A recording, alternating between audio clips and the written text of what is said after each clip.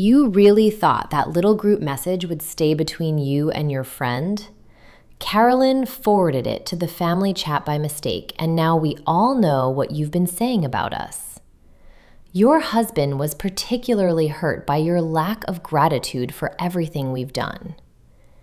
In this family, we don't air our dirty laundry in public, especially when it involves money. Perhaps it's time you remembered that some help comes with the expectation of loyalty. Hi, my name is Olivia Parker. I am 28 years old. That was how my mother-in-law chose to open the conversation in the middle of the cottage living room with everyone watching. The words landed exactly as she intended, calm, precise, and designed to make me the problem before I could open my mouth. We were 5 days into what was supposed to be a 2-week family getaway at a coastal vacation cottage in North Carolina. The kind of place my husband Ethan had described as neutral ground, where everyone could relax. Instead, it had become the stage for a slow, quiet unmasking that had been years in the making. Carolyn Hayes, the family friend who had joined us for the first long weekend, stood near the kitchen island with her phone still in her hand, looking mortified. She had meant to forward one private message to Diane and somehow sent the entire thread to the group chat that included me, Ethan, Thomas, Ryan, and Ashley. The thread was short but devastating. Diane and Ethan discussing how my past financial help with the family could be referenced to keep me from pushing back on their plans for the cottage and for Ethan's future career moves. They had been careful with the wording, nothing outright illegal, just enough implication that my generosity came with strings they could tug whenever they needed compliance. I had seen the messages appear on my screen 20 minutes earlier while I was rinsing coffee mugs. My first instinct was to think it was a mistake. Then I read them twice. The tone was so casual, like they were discussing the weather or what to grill for dinner. Ethan had written that I owed the family some flexibility after everything they had supported. Diane had replied that the best way to handle it was to bring it up during the getaway when I couldn't just walk away to work. That was the part that made my stomach turn. The planning, the calculation, the assumption that I would sit there and absorb it because that was what I had always done. Ryan Thompson, Ethan's cousin who had driven down from Raleigh for the long weekend, was the first to speak after Diane finished her 5 lines. He tried to smooth it over the way he always did. Maybe we should all take a breath. This feels like it got blown out of proportion because of the forward. Ashley, Ethan's sister, stayed quiet, but her eyes flicked between her mother and me like she was watching a tennis match she had seen before. Thomas, my father-in-law, kept his gaze on the floorboards the same way he always did when Diane took the lead. Ethan finally looked at me. His face was tight, the same expression he wore whenever his mother entered a room and the temperature dropped. Liv, you could have just talked to me instead of going to Carolyn. Now it's a whole thing. The sarcasm in his voice was new, or maybe I had just stopped ignoring it. He had never spoken to me like that in front of his family before this trip. Or maybe he had, and I had been too busy convincing myself that marriage meant learning to translate his silences into something kinder than they were. I kept my voice even. I had spent years being the thoughtful one, the one who measured her words so no one could call her dramatic. I didn't go to Carolyn. She was the one who asked me last night if everything was okay between us and Ethan. I told her I was confused about some money things from last year. That was it. One conversation. Diane smiled the small, tight smile she reserved for moments when she wanted everyone to know she was still in control. One conversation that apparently included complaints about how this family operates. We read every word, Olivia. You made it sound like we were taking advantage of you. After everything your father-in-law and I have done to welcome you, the phrasing was deliberate. She never said the word money outright in front of the others, but everyone in the room knew what she meant. 2 years earlier, I had co-signed a loan so Ethan's parents could cover a gap on their house after a bad investment. I had done it quietly because Ethan asked and because at the time it felt like what you did for family. Diane had thanked me once, then never mentioned it again until now, when she needed leverage. Carolyn tried again, her voice small. Diane, I really am sorry. I was trying to send it to you privately. I didn't even read the whole thread before I hit forward. Diane waved her off without looking at her. It doesn't matter how it came out. What matters is that it's out. And now we can deal with it like adults instead of letting it fester. She turned back to me. Your husband and I agree that it would be best if you stopped questioning every little decision this family makes, especially the ones that affect all of us financially. The room went quiet except for the sound of the ceiling fan and the distant waves. I felt the familiar cold weight settle in my chest, the same one that had been growing heavier each year I stayed quiet to keep the peace. Ethan was still looking at me, but not the way he used to when we were alone. This was the look of a man who had already chosen his side and was waiting for me to accept it. I took one slow breath and kept my hands steady on the back of the chair I was standing behind. I'm not questioning decisions.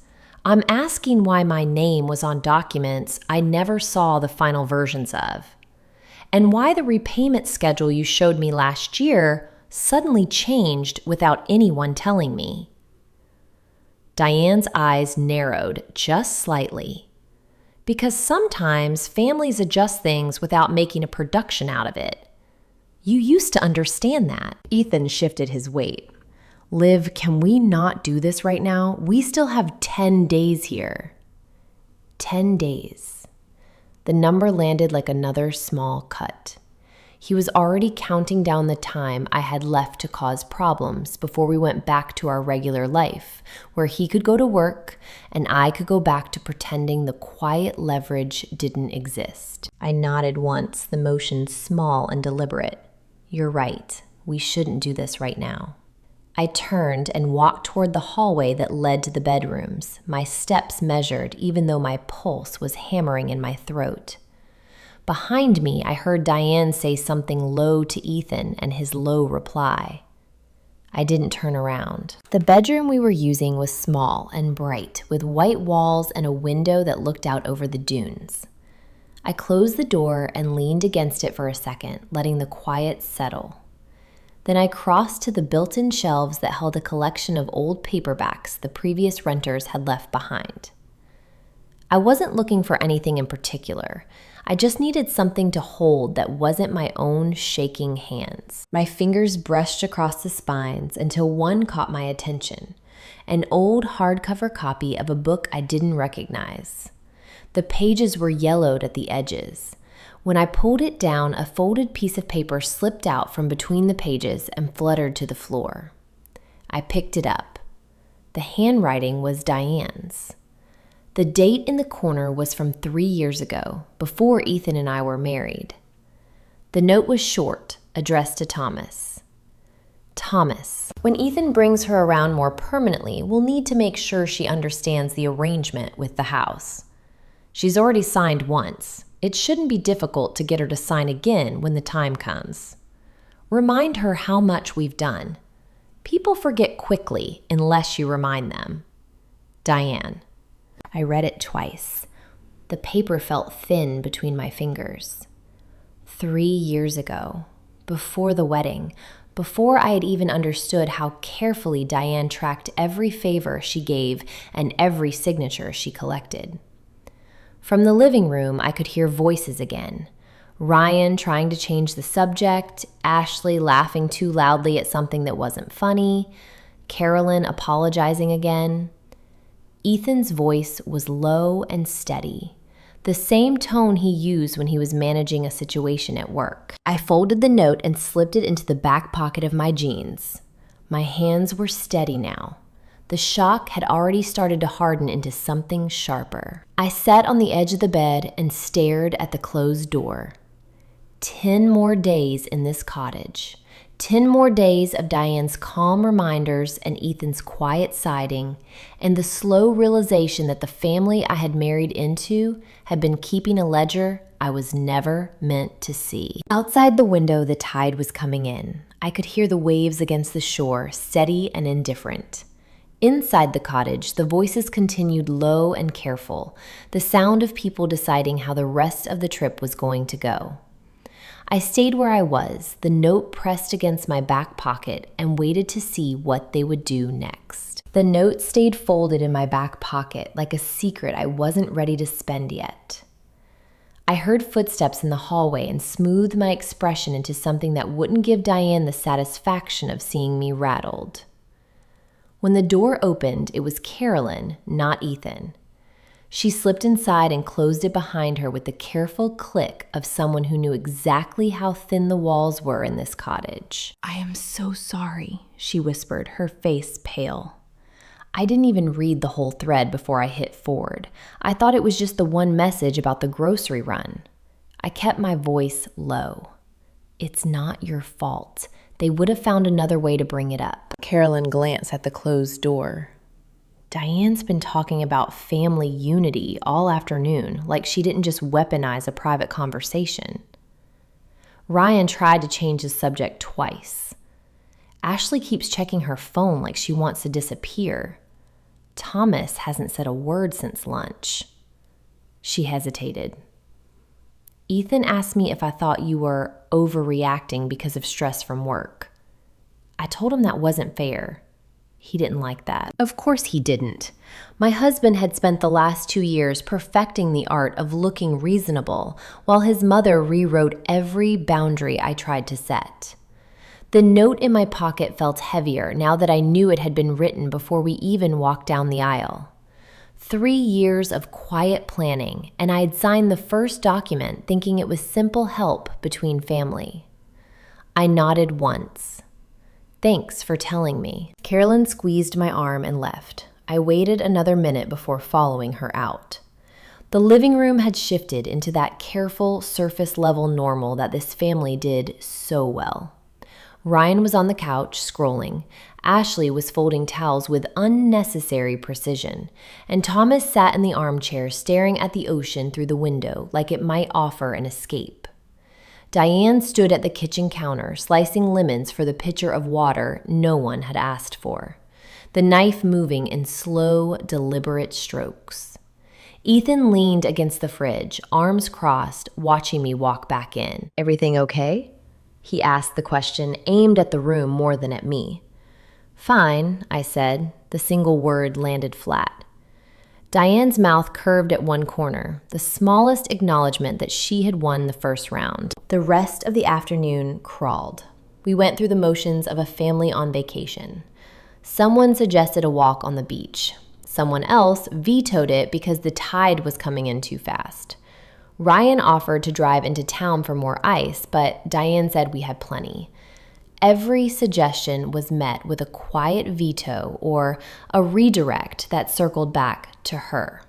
By the time the long weekend officially started the next morning, the air in the cottage had the texture of something waiting to snap. Saturday morning, the clash arrived exactly on schedule. Diane announced over coffee that she and Thomas had decided to extend the stay by 4 extra days. "The rates are better if we commit now, and it gives us all more time together before everyone scatters back to real life."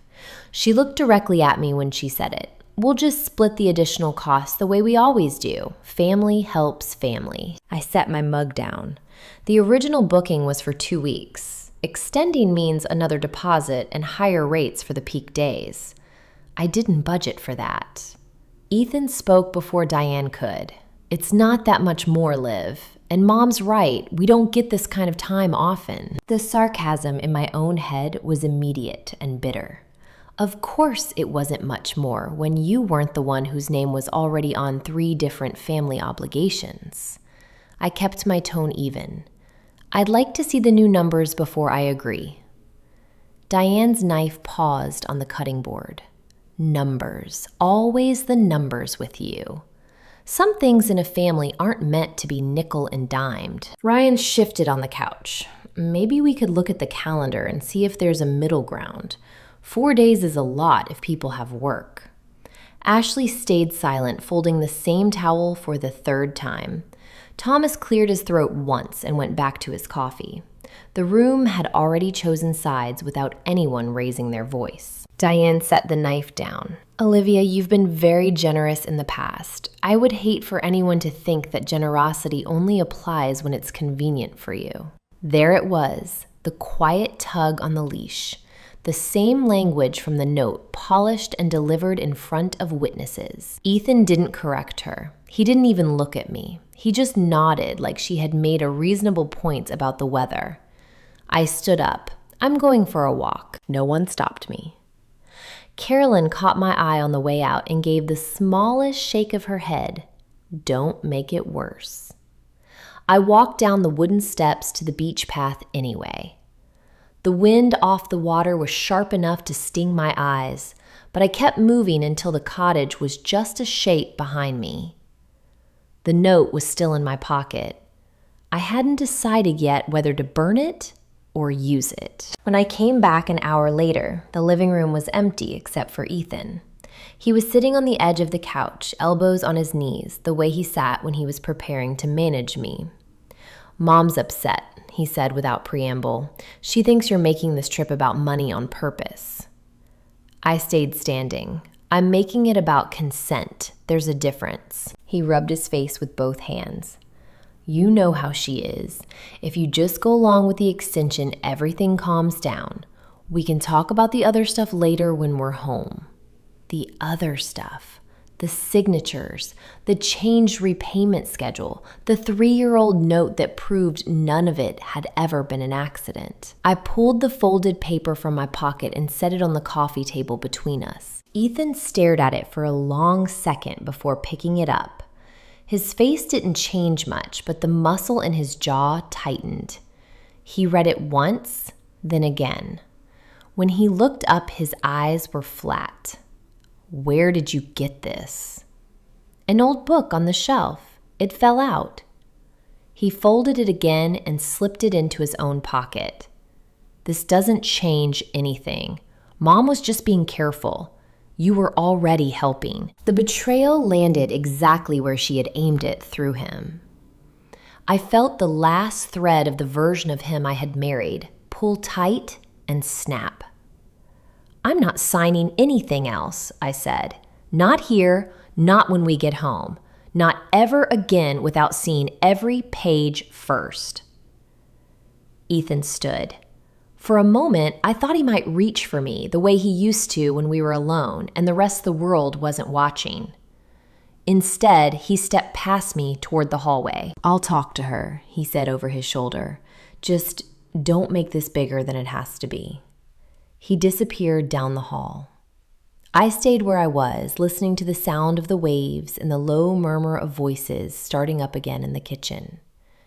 Diane's laugh carried light unbothered, the sound of someone who knew the game was still hers to control. I sat on the couch and stared at the empty space where the note had been. The long weekend stretched ahead like a test I hadn't studied for. Somewhere in the cottage, my husband was choosing which version of the truth he was going to protect. My mother-in-law was already planning the next reminder of what I owed. And the rest of them, Thomas, Ashley, Ryan, even Carolyn, were learning how expensive it was to stay neutral in this family. I pulled out my phone and opened the group chat that had started all of this. The thread was still there, time-stamped and undeniable. I screenshotted the relevant parts, saved them to a private folder, and turned the screen off. The tide was coming in again outside. I could hear it against the pilings under the cottage. Inside, the voices rose and fell in careful rhythms. The sound of people deciding how the rest of the story was going to be told. I stayed on the couch, hands folded in my lap, and waited to see which version of me they would try to force into existence next. The couch felt too soft beneath me, like it was trying to swallow the decision I hadn't made yet. Outside, the tide kept its steady rhythm against the pilings, while inside the cottage, the voices in the kitchen rose and fell in that careful family rhythm, Diane steering, Ethan agreeing, the others falling into line. I stayed where I was until the sun dropped low enough to turn the water silver. Then I stood, checked that the screenshots were still saved in the private folder on my phone, and walked toward the sound of dinner being served. The long table had been pulled out to its full length.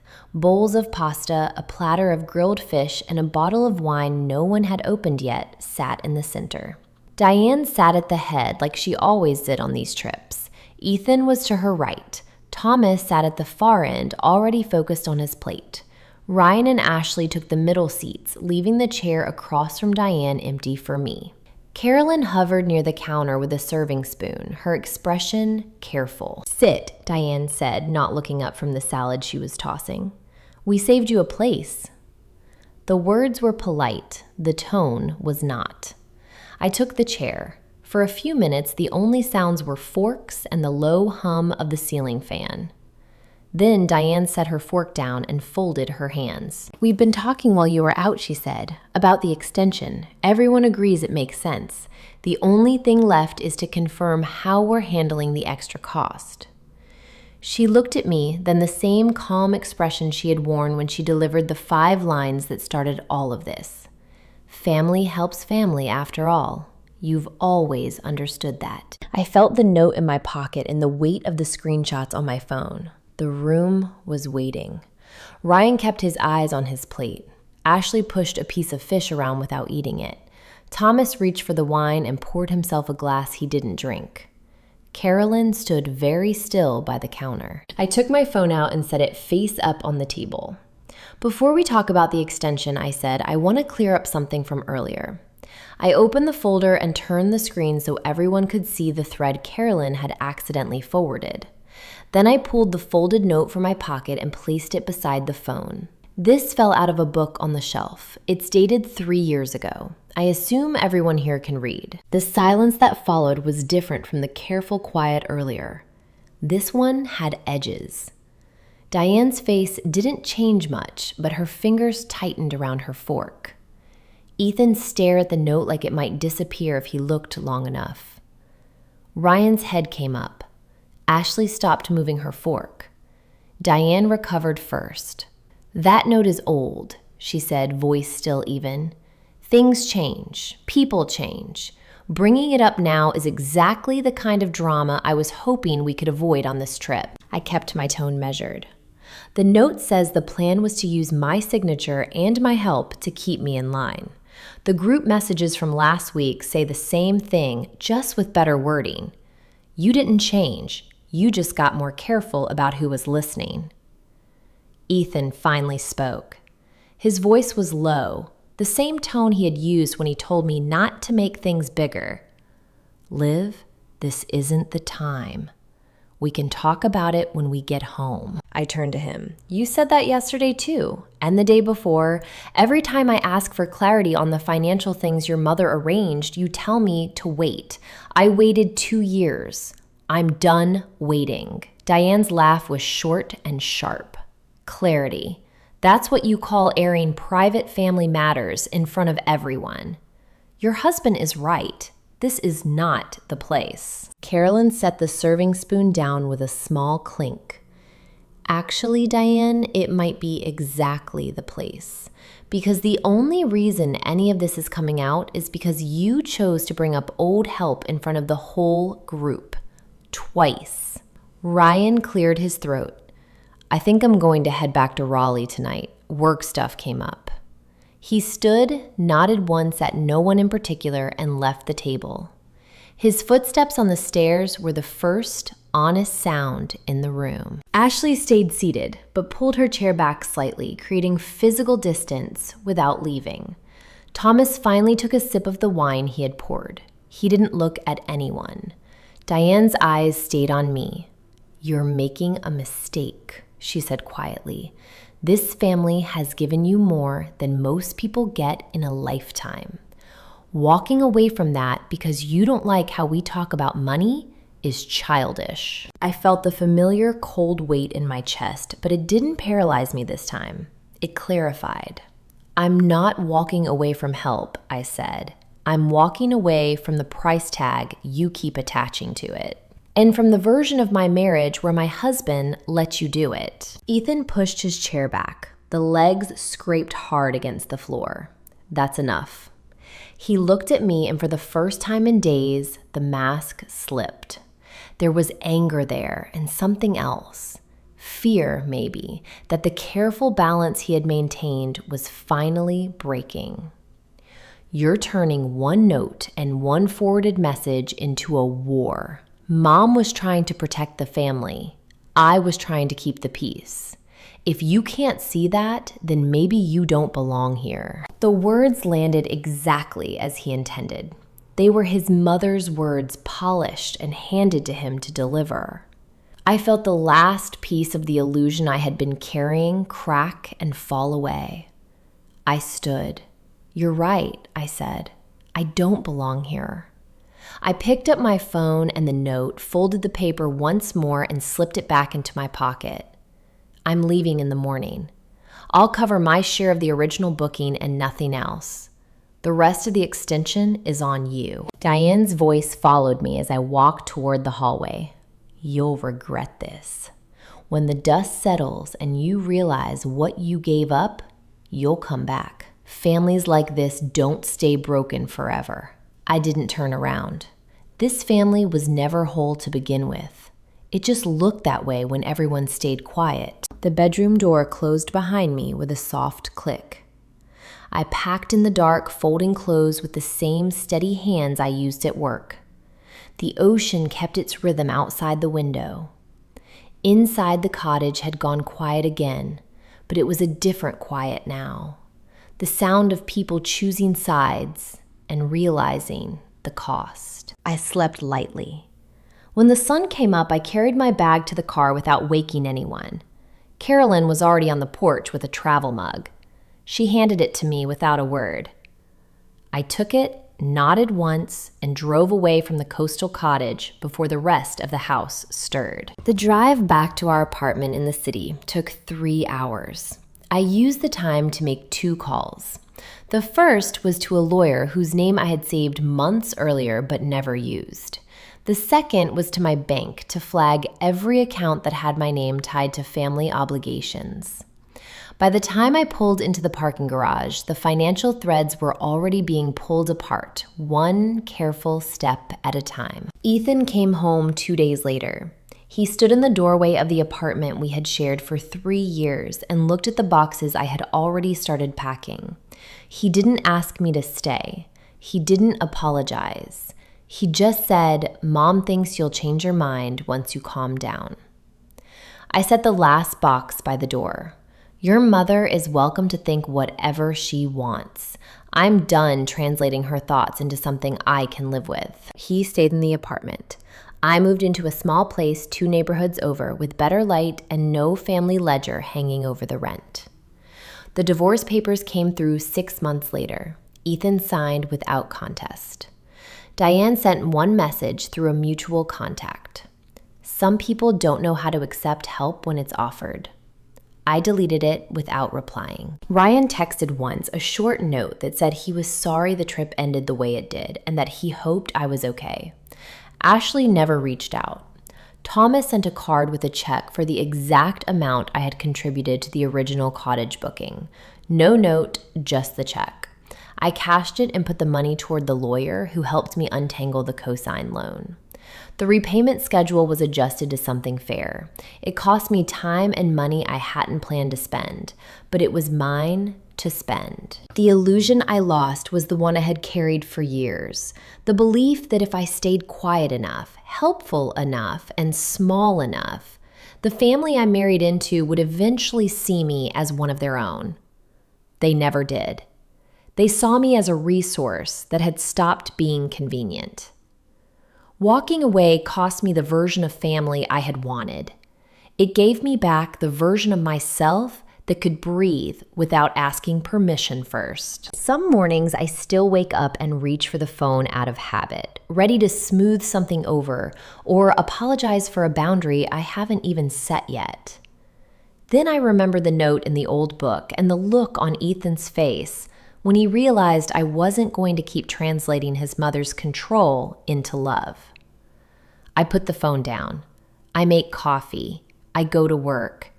I come home to a quiet apartment where no one is keeping score. The lesson arrived late and expensive, but it arrived. Respect has to exist before love can survive inside it. Without that foundation, every family helps family becomes a transaction. Every signature becomes a leash. And every quiet manipulation eventually speaks loud enough to wake you up. I woke up on the 5th day of a 2-week vacation I never finished. I paid the price of leaving early. I would pay it again. Thank you for listening to my story. If this resonated with you and you're sitting with your own quiet ledger type boundaries in the comments, you're not the only one who had to learn the difference between help and control the hard way.